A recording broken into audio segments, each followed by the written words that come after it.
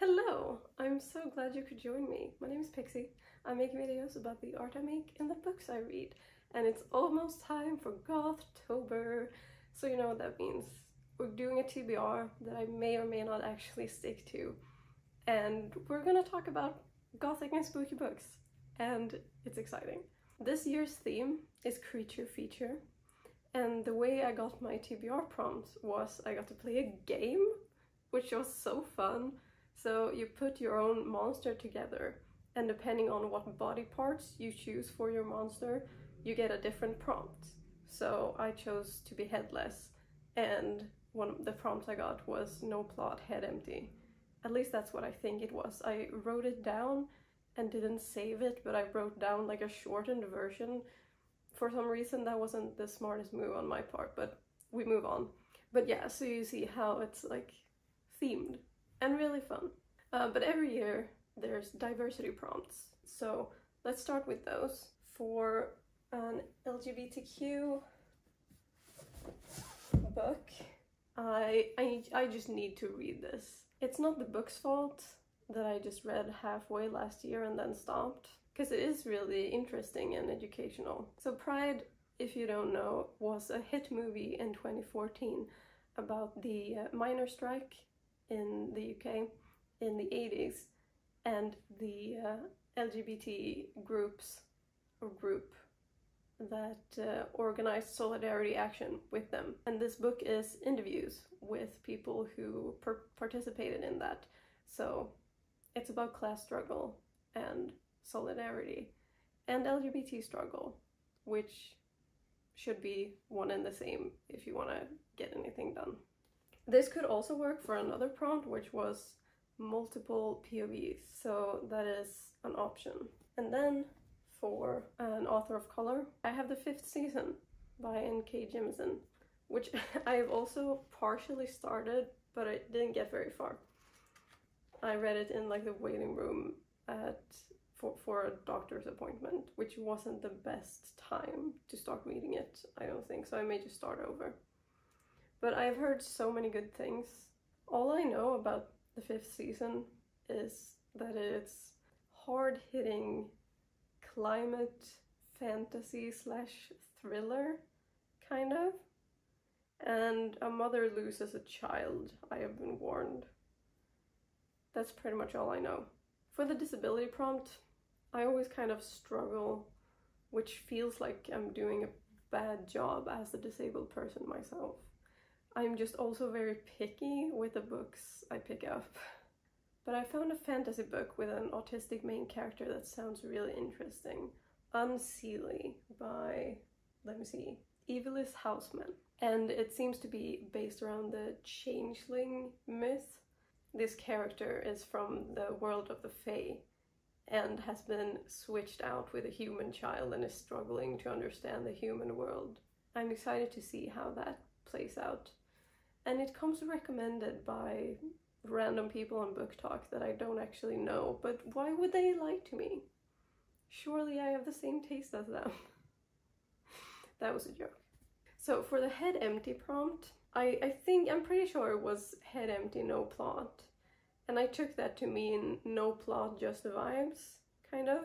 And I figured that was my cue to finally read The Night Circus by Erin Morgenstern. No plot, just vibes is literally all I know about this book. There's a circus. I think there's some kind of relationship going on, and it's supposed to be beautifully written.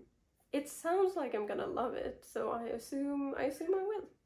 And then, if you were here last year, you may remember that I was reading Paradise Lost. Can you see the dust on it? Because I haven't picked it up since. I got exactly halfway through, and then I just couldn't make my two brain cells rub together anymore to get through it.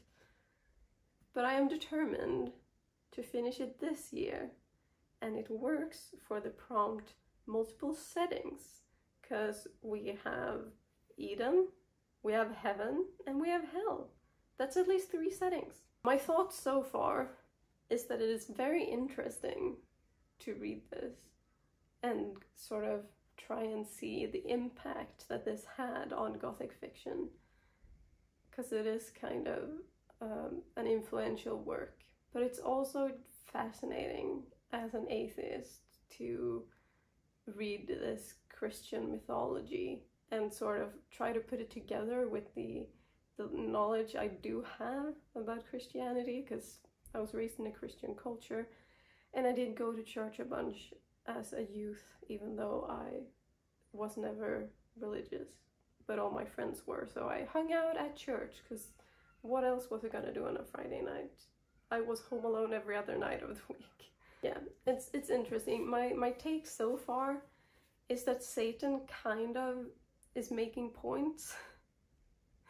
Like, some of what he's saying makes sense. I'm just saying.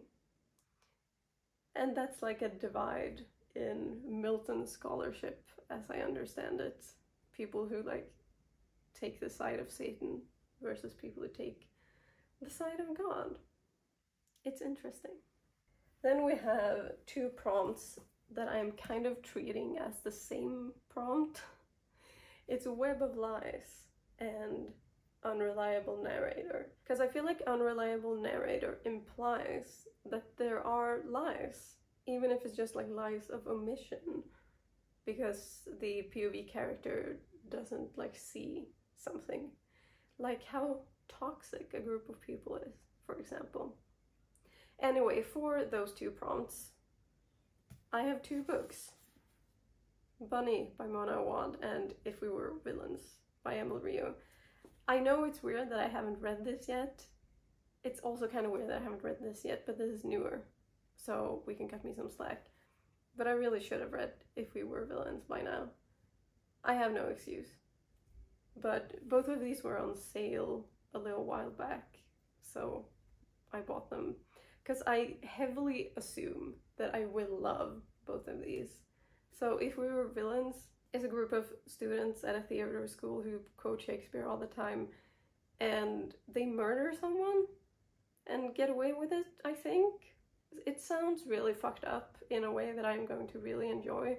I've also heard that someone is gay in it, or I assume multiple people, maybe. There's gay content in here. And I love that for me. So I'm excited to finally read this very famous dark academia title and see what I think of it.